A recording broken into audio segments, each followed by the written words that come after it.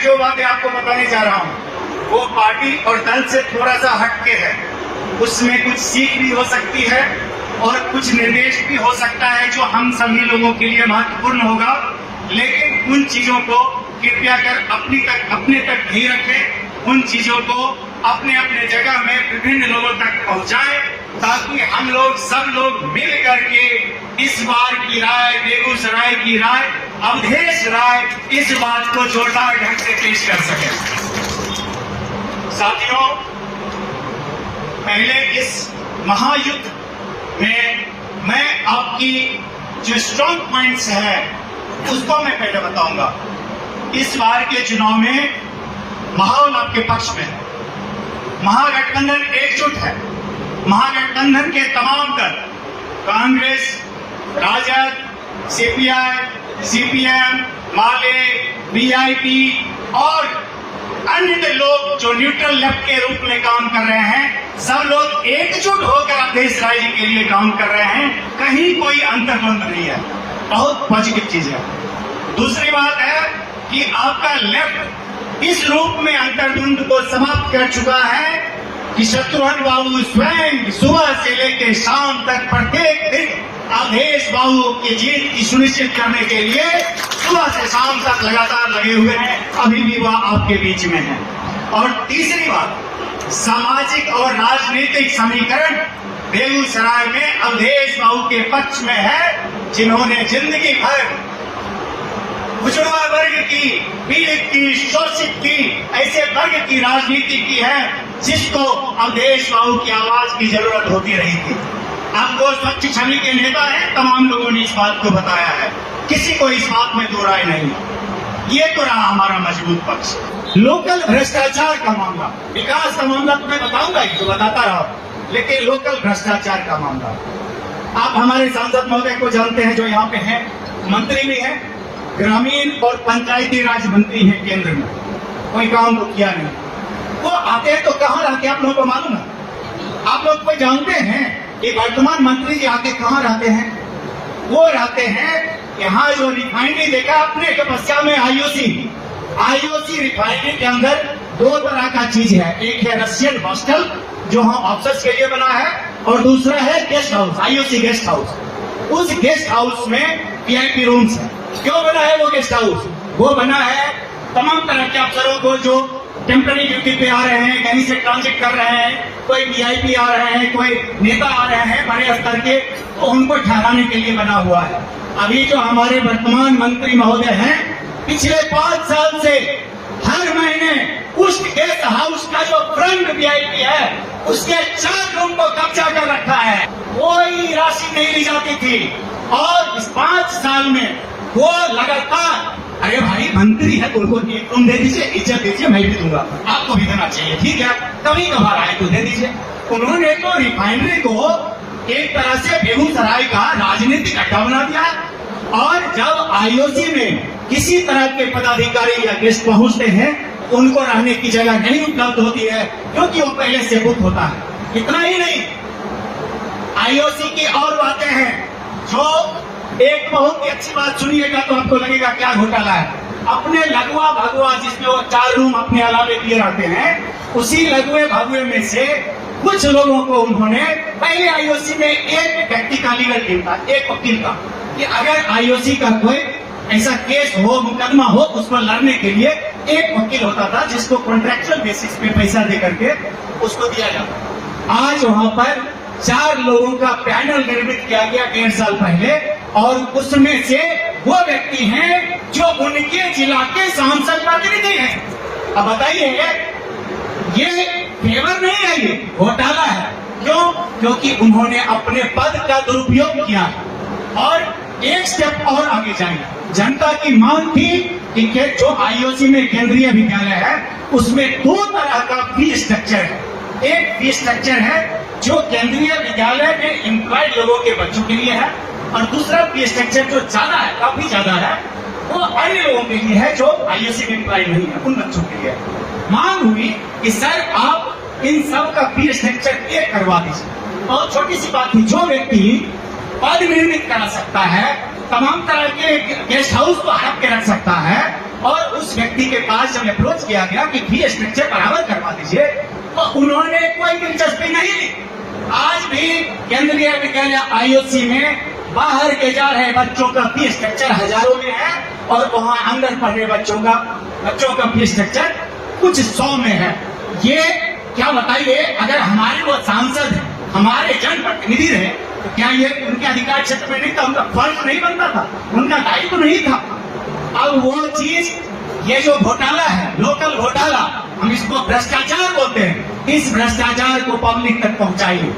जब आप हकीकत को लोगों तक बताइएगा तो लोगों को मालूम पड़ेगा कि ये कितना बड़ा भ्रष्टाचार का काम करते हैं। जब विकास की बात करते हैं, केंद्र सरकार के अधीन जो जो विकास का मुद्दा है, मैं सिर्फ वो गिनाऊंगा।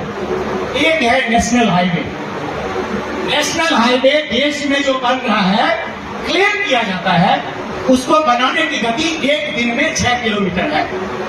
यहाँ बेगूसराय में पिछले 10 साल से वो नेशनल हाईवे बन ही रहा है। जो पटना से पूर्णिया तक का हाईवे है, 10 साल से बन ही रहा है। तो 10 अगर जो एक दिन में 6 किलोमीटर है, उसको एक दिन में अगर 1 किलोमीटर का भी रख लें, तो भी साल भर का पिता, 1.5 साल का पिता, 2 साल, 3 साल। भैया, आपने 2014 का भी चुनाव उसी सड़क के विकास के नाम पे जीता, 2019 का चुनाव भी उसी विकास नाम पे जीता, और अभी 2024 आ गया है, तभी आप फ्लाईओवर दिखा रहे हैं कि देखिए कितना अच्छा फ्लाईओवर बन रहा है, और लोग बड़ा खुश होकर होता है, देखो 4 लेन की सड़क बन रहा है। आप इस बकर जाल से लोगों को दूर कीजिए। और जो सड़क योजना है होनी चाहिए 0 माइल से मुजफ्फरपुर की, लोग बोलते हैं आप सड़क ठीक हो गए नस्तर, ऐसा कुछ नहीं है। 4 लेन होना चाहिए था, तभी टोल बनना चाहिए था। बावजूद इसके बचपन पास टोल बना हुआ है और 4 लेन सड़क नहीं है। नेपाल के बॉर्डर तक जाने वाली भी सड़क कहीं पर उनके पन्नों में ही नहीं है, विजन में ही नहीं है कि इस सड़क को बनाया जाए। अच्छा, दूसरी बात, क्या हम लोगों को शिक्षा का अधिकार है कि नहीं? बच्चों को शिक्षा का अधिकार है कि नहीं? आप बताइए, आपके केंद्रीय मंत्री ने कहीं कोई यूनिवर्सिटी खुलवाया, कोई हायर एजुकेशन का कुछ खुलवाया, इंजीनियरिंग कॉलेज कहीं? और अरे एक इंजीनियरिंग कॉलेज का भी खेल है भैया। पॉलिटेक्निक कॉलेज यहाँ पहले से मौजूद था, उसको इंजीनियरिंग कॉलेज में बदल दिया गया। और उसके बाद बेगूसराय में ITI के लिए अभी 3 प्राइवेट ITI खुला हुआ है। क्या बोले, ये तो घोटाला अलग ही सीमा में चला जा रहा है। कॉर्पोरेट को फायदा पहुंचाने के लिए इन्होंने तमाम तरह का साम दाम दंड भेद सब कर लिया। आप स्वास्थ्य की बात कीजिए, आप हैं, हम हैं, सब बीमार होते हैं। हमारे 21,86,000 वोटरों की आबादी है, एक सदर अस्पताल। सर पिछले दिन बोल रहे थे कि अगर दरभंगा के MP सांसद अगर वहाँ एम्स खुलवा सकते हैं, दरभंगा के सांसद जो कि पहले से मौजूद DMCH भी है, तो क्यों बेगूसराय के सांसद केंद्र में मंत्री रहते हुए भी यहाँ कोई अस्पताल नहीं खुलवा सके? क्यों DMCH को ही यहाँ शिफ्ट करवा देते?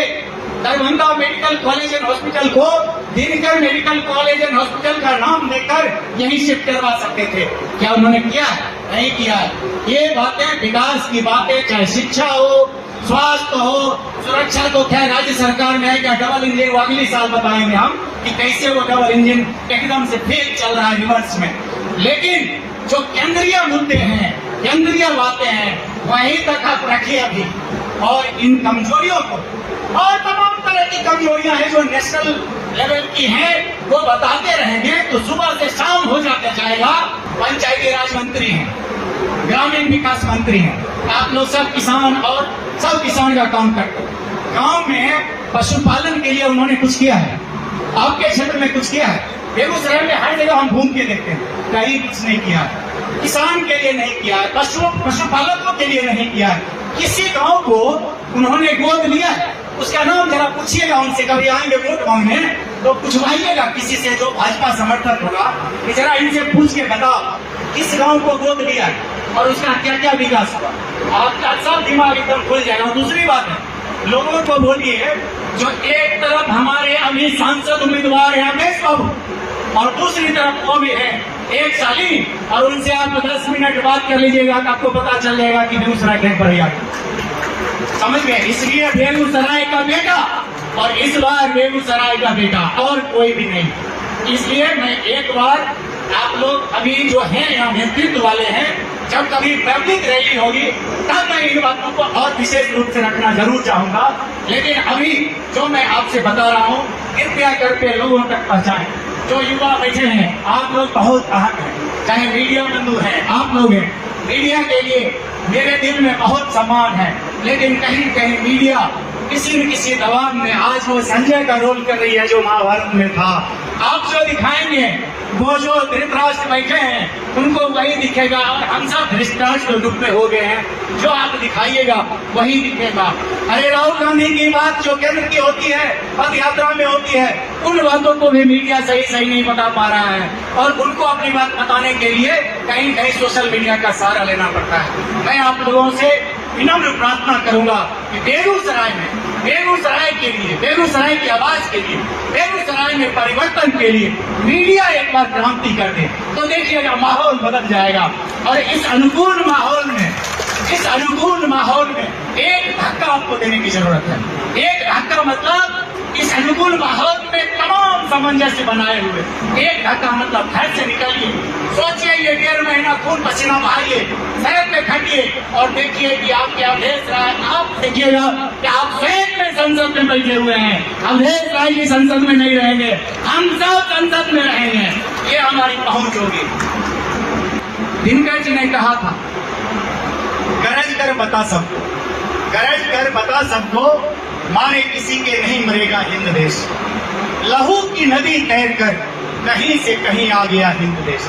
ये हालात उन्होंने पहले, उसके बाद कहा था, लड़ाई के मैदान में हम चल रहे लेके उठता निशान, खड़ा हो जवानी का झंडा उड़ा और मेरे देश के नौजवान।